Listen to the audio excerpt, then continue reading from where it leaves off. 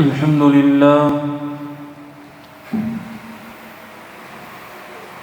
لله رب العالمين،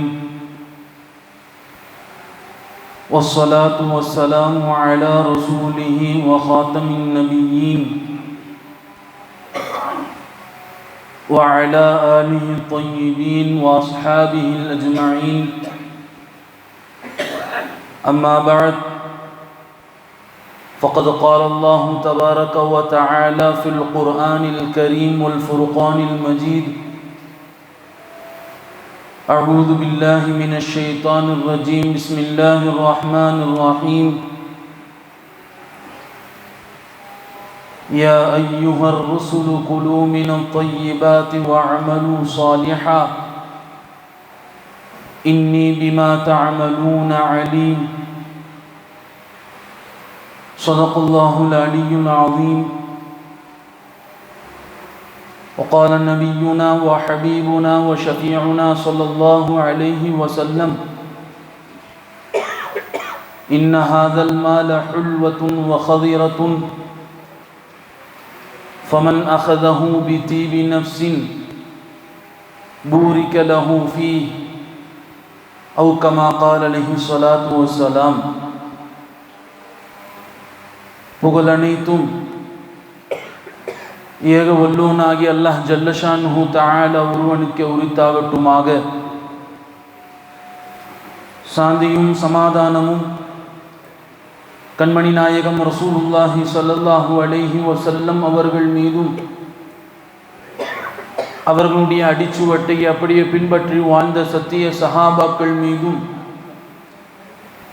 தாபீன்கள், தபா தாபீன்கள், நாதாக்கள், சுஹதாக்கள், குறிப்பாக இந்த ஜும்மாவிற்கு வருகை தந்திருக்கிற நம் அனைவர்களின் மீதும் அல்லாஹினுடைய அன்பும் அருளும் என்றென்றும் நீண்டு நிலவட்டுமாக.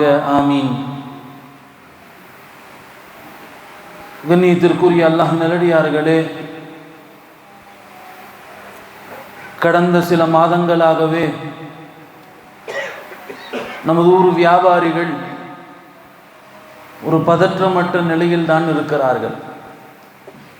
பல சிரமங்கள், பல நெருக்கடிகள், எப்போது என்ன ஆகும் என்று தெரியாத ஒரு நிலை என்கிற நிலையில் தான் வியாபாரம் செய்து கொண்டிருக்கிறார்கள். இதற்கெல்லாம் எத்தனையோ காரணங்கள் சொல்ல முடிந்தாலும், மார்க்கம் ரீதியாக சிந்திக்கிற போது நம்முடைய பாவமும் ஒரு காரணமாக இருக்க முடியும். ஏனென்று சொன்னால், ஒரு முஸ்லீமை பொறுத்தவரை அல்லாஹ்விடத்திலிருந்து ஒரு சோதனை வருகிறது என்று சொன்னால், அந்த சோதனைக்கான காரணம் என்ன? அந்த சோதனைக்கான அடிப்படை என்ன? ஏன் அல்லாஹ் என்னை சோதிக்கிறான்? எனக்கு ஏன் சிரமங்கள் வருகிறது? எனக்கு ஏன் கஷ்டங்கள் வந்து கொண்டே இருக்கிறது என்கிற காரணத்தை யோசிப்பவன் தான் ஒரு முஸ்லீமாக இருக்க முடியும். பெருமானா ஸல்லல்லாஹு அலைஹி வஸல்லம் அவர்கள் ஹதீஸிலே சொன்னார்கள், அல்லாஹ் ஒரு மனிதனுக்கு சோதனையை கொடுக்கிறான், சிரமங்களை கொடுக்கிறான் என்று சொன்னால், அது அல்லாஹ் அந்த மனிதனுடைய பாவங்களை மன்னிப்பதற்காக வேண்டி. ஒரு முள் ஒரு முஸ்லிமினுடைய காலில் குத்துவது கூட ஒரு முஸ்லிமினுடைய பாவங்களை மன்னிப்பதற்காக வேண்டி என்று அல்லாஹ் சொல்லி காட்டுகிறான். பெருமானா ஸல்லல்லாஹு அலைஹி வஸல்லம் சொல்லி காட்டினார்கள். அருமையானவர்களே, அந்த வகையிலே ஒரு முஸ்லிமினுடைய பாவங்களை மன்னிப்பதற்குத்தான் அல்லாஹ் சோதனைகளை ஏற்படுத்துகிறான் என்று சொன்னால், அப்போ நாம் என்ன பாவங்கள் செய்தோம் என்று நாம் யோசிக்க கடமைப்பட்டிருக்கிறோம். எங்களுடைய வியாபாரங்களிலே என்ன பாவங்கள் நிகழ்ந்தது, எங்களுடைய வியாபாரங்களிலே நாங்கள் என்ன தவறு செய்து விட்டோம் என்று யோசிக்க கடமைப்பட்டிருக்கிறோம். அருமையானவர்களே, அந்த வகையிலே பாவங்களில் சிறந்த பாவம், பாவங்களிலே ஆகப்பெரிய பாவம் அக்பருல் கபாயிர் என்பதாக சொல்வார்கள். பாவங்களில் எல்லாம் தலை சிறந்த பாவம் என்பதாக சொல்வார்கள். அது என்ன பாவம் சொன்னார்கள்? ஹராமான சம்பாத்தியம் என்பதாக சொன்னார்கள். ஹராமான செல்வத்தினுடைய பாதிப்புகளை ஒரு முஸ்லிம் விளங்கினால் என்று சொன்னால், எத்தனை முறை சொல்லப்பட்டாலும், ஹராமான செல்வத்தினுடைய பாதிப்புகள் எத்தனை முறை நமக்கு எடுத்து சொல்லப்பட்டாலும், ஆனால் நம்முடைய அறிவு அதை ஏற்றுக்கொள்வது கிடையாது, நம்முடைய அறிவு அதை சிந்திப்பது கிடையாது.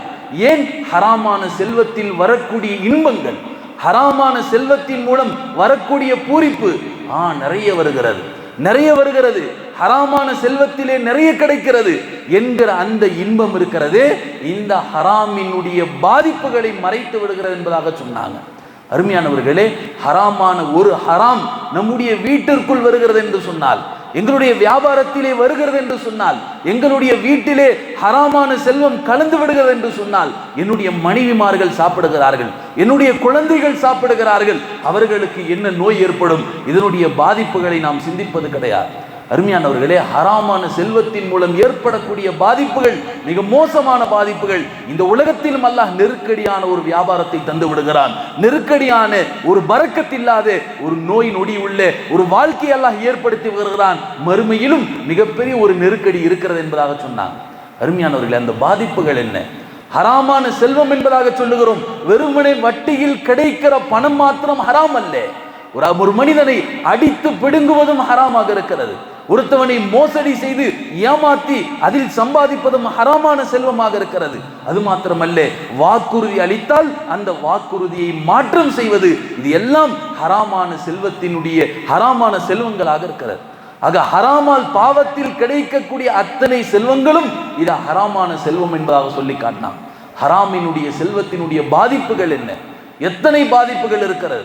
அருமையானவர்களே, அதிலிருந்து வரக்கூடிய ஒரு சில சுகத்தை மாத்திரம் நாம் சிந்தித்து விட்டு அதிலிருந்து வரக்கூடிய பாதிப்புகளை நாம் மறந்து விடுகிறோம் என்பதாக சொன்னார். அருமையானவர்களே, ஹராமான செல்வம் இருக்கிறது, இது மிகப்பெரிய ஒரு பாதிப்பை மனிதனை ஏற்படுத்துகிறது, வாழ்க்கையிலே நிம்மதியற்றவனாக ஆக்கி விடுகிறது என்பதாக சொன்னார். ரிஸ்கிலே எந்த விதமான பரக்கத்தும் இல்லை. எவ்வளவு சம்பாதித்தாலும் வருகிற போது நிறைய வருகிறது போல் தெரியும் ஹராம் என்பது. ஆனால் அல்லாஹ் அந்த ஹராமை சம்பாதித்தவனுடைய வாழ்க்கையை எப்படி ஆக்கி விடுகிறான் என்று சொன்னால், ஒரு நிம்மதியற்றவனாக, வாழ்க்கையிலே ஒரு குழப்பத்தை ஏற்படுத்தி குழப்பத்தில் இருக்கக்கூடியவனாக, எல்லா விதமான சிரமங்கள், எல்லா பக்கத்திலிருந்தும் நெருக்கடிகள், வியாபாரத்திலிருந்தும் நெருக்கடிகள், வீட்டுக்கு சென்றால் அங்கேயும் நெருக்கடிகள், இப்படி ஒரு நிம்மதியற்றவனாக அல்லாஹ் மனிதனை ஆக்கி விடுகிறான் என்பதாக உலமா பெருமக்கள் சொல்லி காட்டினாங்க.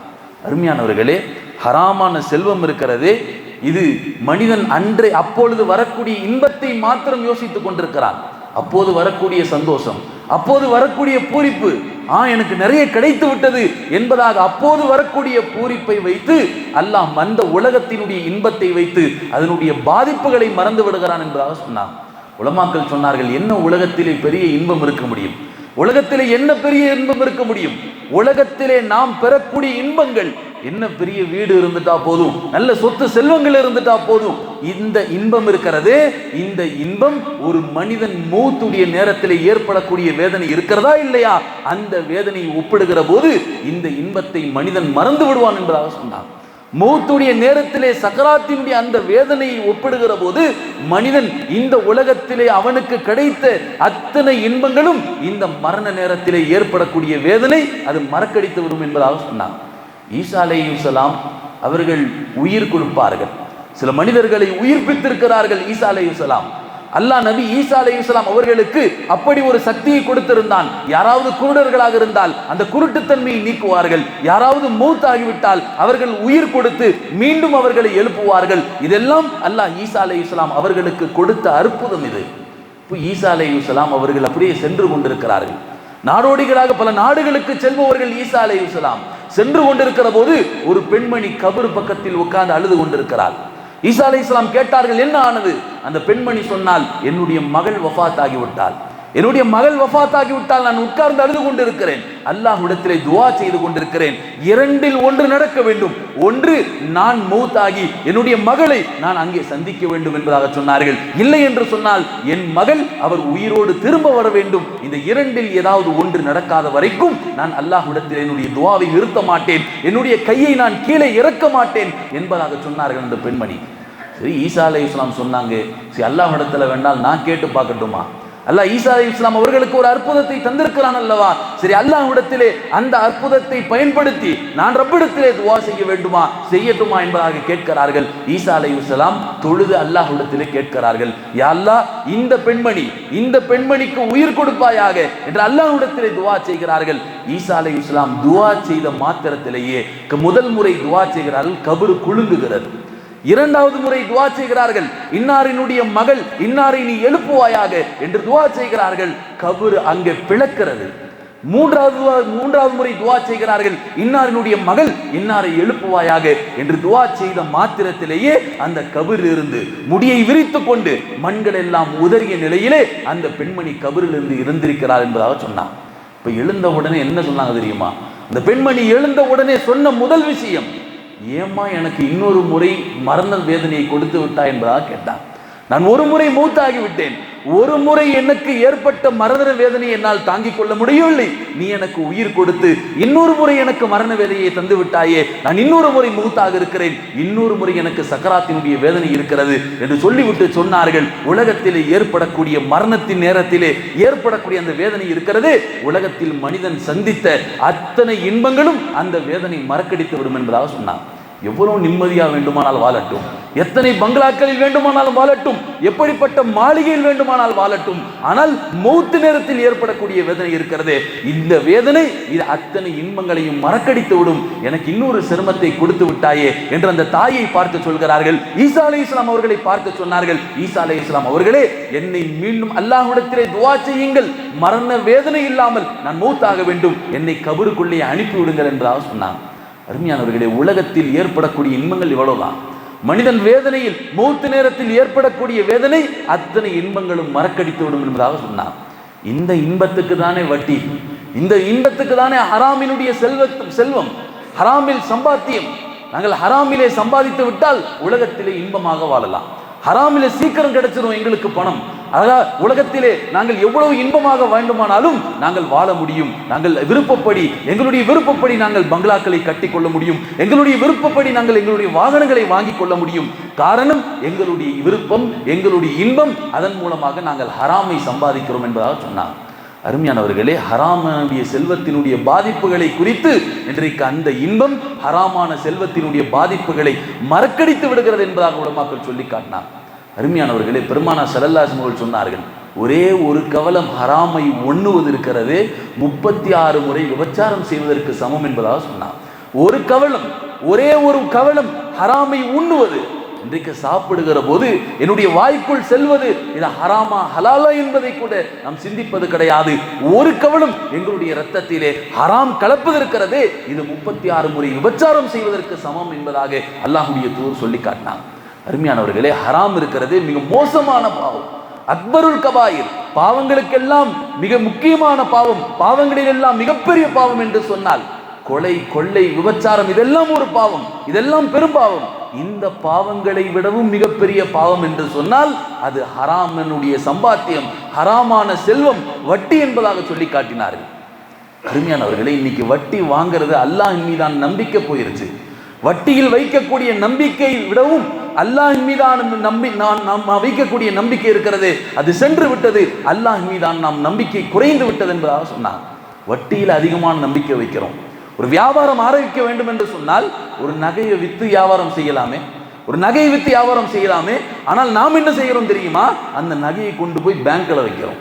ஏன் காரணம் கேட்டா, எங்கே இந்த நகையை எங்களால் மீண்டும் வாங்க முடியாது என்கிற பயம் இருக்கிறது. அப்ப அல்லாஹ் மீதான நம்பிக்கை குறைஞ்சிருச்சு. நான் வித்தா அல்லாஹ் எனக்கு திரும்ப கொடுப்பான், இதை விட 2 மடங்காக, இதை விட பல மடங்காக அல்லாஹ் எனக்கு கொடுப்பான் என்கிற அல்லாஹ் மீதான நம்பிக்கை குறைந்து விட்டது. வட்டியின் மீதான நம்பிக்கை விடவும் அல்லாஹ் மீதான நம்பிக்கை விடவும் வட்டியின் மீது எங்களுக்கு நம்பிக்கை வந்து விட்டது என்பதாக சொன்னாங்க. அருமையானவர்களே, வட்டி வாங்கி அந்த லோன் வாங்கி நாங்கள் செய்யக்கூடிய வியாபாரத்தில் எங்களுக்கு என்ன பரக்கத்து இருந்துட முடியும்? நாங்கள் பேங்கில் சென்று எங்களுடைய நகைகளை வைத்து அந்த நகையின் மூலம் நாங்கள் பெறக்கூடிய வட்டியின் மூலம் நாங்கள் வியாபாரம் செய்தோம் என்று சொன்னால் அந்த பணத்தில் நாங்கள் என்ன பரக்கத்தை பார்த்திட முடியும்? அந்த பணத்திலே நாங்கள் என்ன பரக்கத்தை பார்த்து விட முடியும்? அருமையானவர்களே, எந்த வியாபாரம் சிறந்த வியாபாரம் என்று சொன்னால் ஹலாலான வியாபாரம். ஹலாலான வியாபாரம் கொஞ்சம் கிடைத்தாலும் அதிலே அல்லாஹ் பரக்கத்தை வைத்திருக்கிறான். நீங்க வட்டி 1000 ரூபாய் சம்பாதித்தாலும் அதிலே அல்லாஹ் ஒருபோதும் பரக்கத்து இல்லை. அந்த 1000 ரூபாய்க்கான அல்லாஹ் தஆலா மிகப்பெரிய வேதனையை ஒரு மனிதனுக்கு வைத்திருக்கிறான். உலமாக்கள் சொன்னார்கள், பெருமானார் ஸல்லல்லாஹு அலைஹி வஸல்லம் சொன்னார்கள், பொதுவாக மனிதன் செய்யக்கூடிய பாவங்களுக்கு தண்டனை இருக்கிறது. சிறு சிறு பாவங்கள் செய்கிறானே இல்லையா, இந்த பாவங்களுக்கு அல்லாஹ் தண்டிப்பான். ஒன்று உலகத்திலே அல்லாஹ் தண்டனை கொடுக்கிறான், அல்லது கபரிலே அல்லாஹ் தண்டனை கொடுக்கிறான். அந்த தண்டனை காலம் முடிந்த பிறகு அல்லாஹ் அவனுக்கான சொர்க்கத்தை கொடுக்கிறான். அல்லாஹ் அவனுக்கான இன்பத்தை என்ன வாக்களித்தானோ அந்த வாக்களித்த சொர்க்கம் இருக்கிறது. ஆனால் உலமாக்கள் சொன்னார்கள், இப்னு அப்பாஸ் அவர்கள் அறிவிக்கிறார்கள், அல்லாஹ் மனிதனுக்கு நிரந்தர தண்டனை கொடுக்கிறான். யாருக்கு தெரியுமா? யார் உலகத்திலே வட்டி வாங்குகிறார்களோ, யார் உலகத்திலே வட்டிக்காக வேண்டி வட்டியில் சம்பாதிக்கிறார்களோ, ஹராமான செல்வத்தை உண்டு கொண்டிருக்கிறார்களோ, ஹராமை சாப்பிடுகிறார்களோ, இவர்களுக்கு நிரந்தர தண்டனை, கபரிலே நிரந்தர வேதனை இருக்கிறது. எதுவரை என்று சொன்னால் மறுமையிலே அல்லாஹ் எழுப்பப்படுகிற வரைக்கும் இவர்களுக்கு நிரந்தர வேதனை இருக்கிறது என்பதாக பெருமானார் ஸல்லல்லாஹு அலைஹி வஸல்லம் சொல்லி காட்டினாங்க. கொஞ்சம் யோசித்து பாருங்களேன், கபருடைய வேதனை எப்படி தாங்க முடியும்? ஒரு கொஞ்ச நாள் வேதனையானாலும் பரவாயில்லை, ஆனால் மறுமையில் அல்லாஹ் எழுப்பப்படுகிற வரைக்கும் வேதனை செய்யப்படுகிறது என்று சொன்னால் அந்த வேதனையை நாம் எப்படி தாங்கிக் கொள்ள முடியும்? அருமையானவர்களே, கபருடைய அதாப், கபருடைய வேதனை இருக்கிறதே, இது சாதாரணமான வேதனை அல்ல. உலகத்தை விட பல மடங்கு நெருப்பு, மிகப்பெரிய நெருப்பு தான். 70 மடங்குக்கும் மேலே உள்ள நெருப்பு தான் கபரினுடைய நெருப்பு, நரகத்தினுடைய நெருப்பாக இருக்கிறது. அந்த வேதனை இருக்கிறதே, அது மிகப்பெரிய வேதனை என்பதாக சொல்லி காட்டினார். அருமையானவர்களே, வட்டி என்பது சாதாரணமான ஒரு விஷயம் அல்ல. ஒரு மனிதனுடைய அமல்களை வீணாக்கி விடுகிறது, ஒரு மனிதனுடைய அமல்களை பாழாக்கி விடுகிறது. வட்டி செய்துவிட்டு எத்தனை தொழுதாலும், வட்டி செய்துவிட்டு எவ்வளவு தொழுதாலும் அவனுடைய தொழுகை ஏற்கப்படுவதில்லை, அவனுடைய துஆக்கள் கபூலாக்கப்படுறதில்லை. இன்னைக்கு எங்க எவ்வளவு பெரிய இடத்தில் நின்று துவா செய்தாலும் துவாக்கள் ஏற்றுக்கொள்ளப்படாததற்கான காரணம் என்ன? எங்களுக்கும் சொல்லுகிறேன், உங்களுக்கும் சொல்லுகிறேன், எல்லாருடைய உணவிலும் இன்றைக்கு ஹராம் ஒரு சொட்டாவது கலந்து விட்டது. ஹராம் ஹலாலினுடைய பேணுதல் இல்லை, ஹராம் கலந்ததுனாலே எங்களுடைய துவாக்கள் அல்லாஹ்விடத்தில் ஏற்கப்படுறதில்லை. நாங்க எவ்வளவு அல்லாஹ்விடத்திலே மன்றாடி தொழுது அல்லாஹ்விடத்திலே கண்ணீர் விட்டு கேட்டாலும் எங்களுடைய துவா ரப்பிடத்திலே ஏற்கப்படவில்லை என்று சொன்னால் அதற்கு மிக முக்கியமான காரணம் எங்களுடைய உணவிலே தூய்மை இல்லை, எங்களுடைய உணவிலே அசுத்தம் கலந்து விட்டது. அது என்ன அசுத்தம்? மிகப்பெரிய அசுத்தம், ஹராம் கலந்து விட்டது என்பதாக சொன்னார். ஹராம் கலந்த பிறகு துவா ஏற்கப்படுறது இல்லை, துவா ஏற்றுக்கொள்ளப்படுறதில்லை, தொழுகை ஏற்றுக்கொள்ளப்படுறதில்லை. உலமாக்கள் சொன்னார்கள், ஒரு மனிதன் எவ்வளவு நின்று தொழுதாலும் சொன்னார்கள், ஒரு தூண் போல, ஒரு தூணை கட்டினா எப்படி நேரா நிற்கதா இல்லையா? சாதாரணமா தொழுகிறோம், நம்முடைய தொழுகையில் எத்தனை குறைபாடுகள் இருக்கிறது, இங்க சொரியிறோம், அங்க சொரியிறோம், இப்படி குறைபாடுகள் இருக்கிறது. ஆனால் ஹராமில் சம்பாதிக்கக்கூடியவன் ஒரு தூண் போல நின்று தொழுதாலும் சரி, பெருமானார் சொன்னார்கள், அவன் தொழுத பிறகு அவனுடைய தொழுகை அவனுடைய முகத்திலே வீசப்படும் என்பதாக சொன்னார். ஒரு தூண் மாதிரி பேணுதலா நின்று தொழுகிறார், பேணுதலாக பயபக்தியாக தொழுகிறார், ஆனால் பயம் இல்லை, தொழுகிறார். அந்த தொழுகை முடித்த பிறகு இந்த தொழுகையை பழைய துணியை தூக்கி எறிவதைப் போல அவனுடைய முகத்திலே தூக்கி எறியப்படும் என்பதாக சொன்னாங்க. அருமையானவர்களே, எந்த அமலும் ஏற்றுக்கொள்ளப்படுறதில்லை, எந்த அமலும் ஏற்றுக்கொள்ளப்படுறதில்லை. பெருமானார் ஸல்லல்லாஹு அலைஹி வஸல்லம் சொன்னார்கள், துஆ ஏற்றுக்கொள்ளப்படுறதில்லை. பெருமா சாத் இப்னு அபி வக்காஸ் அவர்கள் பெருமானிடத்தில் வந்து கேட்டாங்க, யா ரசூலுல்லாஹ், எனக்கு துஆ ஏற்றுக்கொள்ளப்படணும், நான் வாழ்நாளில் கேட்கிற துஆ அது கபூலாகணும், கபூலாகாம போகவே கூடாது. என்ன அமல், ஏதாவது ஒரு அமல் சொல்லித்தாங்களே. பெருமானார் ஸல்லல்லாஹு அலைஹி வஸல்லம் தொழுகையை சொல்லி கொடுத்துருக்கலாம், தஹஜ்ஜுத் தொழுவுங்க, குர்ஆன் ஓதுங்க, அல்லது இந்த துவாவை சொல்லி கொடுத்து இந்த துவாவை ஓதி எப்ப கேட்டாலும் துவா ஏற்றுக்கொள்ளப்படும் என்று அல்லாஹ்வுடைய தூதர் சொல்லி கொடுத்திருக்கலாம். ஆனால் சொல்லி கொடுத்தா என்ன தெரியுமா? வட்டி செஞ்சுட்டு அந்த துவாவை கேட்டு துவா கேட்பான். அல்லாஹ் ஒரு வழியை சொல்லி கொடுத்துருக்கிறான், ஒரு லாஜிக் இருக்குது, எங்களுக்கு ஒரு மேஜிக் இருக்குது. நாங்கள் வட்டியும் சம்பாதிப்போம், இந்த துவாவை ஓதி நாங்கள் அல்லாஹ்விடத்துல துவாவும் கேட்போம் என்பதாக நாம் நினைத்து விடுவோம். அதனால் பெருமானார் இப்படி சொல்லி தரலே, சொன்னார்கள், அத்தியபு மத்அமக, உன்னுடைய உணவை தூய்மையாக்கி கொள்ளும் சொன்னார். உன்னுடைய உணவை தூய்மையாக்கி கொள். உன்னுடைய துவா நீ எப்ப கேட்டாலும் கபூலாகணுமா, எந்த நேரத்தில் கேட்டாலும் கபூலாக வேண்டுமா, மௌத் வரைக்கும் நீ கையேந்தினால் அது மறுக்கப்படக்கூடாதா என்று சொன்னால் அத்தியும் மத்அமக, உன்னுடைய உணவை தூய்மையாக்கி கொள், உன்னுடைய துவா ஏற்றுக்கொள்ளப்படும் என்பதாக சொன்னார். இந்த ஹதீஸை கேட்டதிலிருந்து சாத் இப்னு அபி வக்காஸ் அவர்கள் இந்த ஹதீஸை கேட்டதிலிருந்து மௌத் வரைக்கும் அவர்களுடைய உணவு தூய்மையாக இருந்தது. மக்கள் அவர்களிடம் போய் துவா கேட்க சொல்வார்கள், எனக்காக வேண்டி துவா செய்யுங்கள் என்பதாக சாத் இப்னு அபி வக்காஸ் ரலியல்லாஹு அவர்களிடத்திலே மக்கள் போய் சொல்வார்கள். சாத் இப்னு அபி வக்காஸ் அவர்களுடைய தேவையை அல்லாஹ்விடத்திலே முறையிடுவார்கள். பல நேரங்களில் அது கபூலாகிவிடும் என்பதாக சொல்லி காட்டினார். அருமையானவர்களே, துவாக்கள் ஏற்றுக்கொள்ளப்பட வேண்டுமானால் நம்முடைய உணவு தூய்மையாக இருக்க வேண்டும், உணவு தூய்மையாக இருக்க வேண்டும். வியாபாரத்திலே நெருக்கடிக்கான மிக முக்கியமான காரணம் நம்முடைய வியாபாரத்திலே ஹராம் கலந்து விட்டது. கொஞ்சம் யோசிச்சு பாருங்களேன், எத்தனை கடைகளில் புக்கு போட்டு பல வட்டி கட்டி கொண்டிருக்கிறோம், புக்கு போட்டு வட்டி கட்டி கொண்டிருக்கிறோம். ஒரு நாளைக்கு 2-3 வட்டிக்காரன் நம்முடைய கடை வீதியில் கடை வாசல்ல வந்து நிற்கிறான்னு சொன்னா இது எவ்வளவு பெரிய மோசடி, இது இது எவ்வளவு பெரிய மோசடி! இது மார்க்கத்திற்கு செய்யக்கூடிய மிகப்பெரிய அநியாயம். இது யாரை ஏமாத்தி கொண்டிருக்கிறோம்? அல்லாஹ் ரப்புலை ஏமாத்தி கொண்டிருக்கிறோமா? அல்லாஹ்வை ஏமாற்ற முடியாது, நாம் நம்மளே ஏமாத்தி கொண்டிருக்கிறோம் என்பதாக அர்த்தம். நம்மளை நாமளே ஏமாத்திக்கிட்டோம், நாம் ஏமாத்தி கொண்டிருக்கிறோம். வட்டி கட்டி எங்களுடைய வியாபாரத்திலே நாங்கள் பரக்கத்தை பார்க்கிறோம் என்று சொன்னால் சத்தியமிட்டு சொல்ல முடியும் இதே மெம்பரிலே, வட்டியோடு எங்களுடைய வியாபாரத்திலே ஒருபோதும் நாங்கள் ₹1 கூட பரக்கத்தை பார்த்து விட முடியாது. அருமையானவர்களே, எனவே உணவில் தூய்மையாக இருக்க வேண்டும், உணவு சுத்தமாக இருக்க வேண்டும். நாங்கள் சம்பாதிக்கக்கூடிய சம்பாத்தியம் அது தூய்மையாக இருக்க வேண்டும். ₹1 நான் சம்பாதித்தாலும் இந்த சம்பாத்தியம் எங்கிருந்து வந்தது? இன்றைக்கு வீட்டில் உள்ள பெண்களும் கேட்கறதில்லை, வீட்டில் உள்ள பெண்களும் இன்றைக்கு கேட்பதல்ல. கணவன் எவ்வளவு கொண்டு வந்து கொடுத்தா போதும். நிறைய கொண்டு வந்து கொடுக்கறானா அவன் தான் சிறந்த கணவன், நிறைய கொண்டு வந்து கொடுக்கறானா, நிறைய வாங்கி தருகிறானா இவன் தான் சிறந்த கணவன்.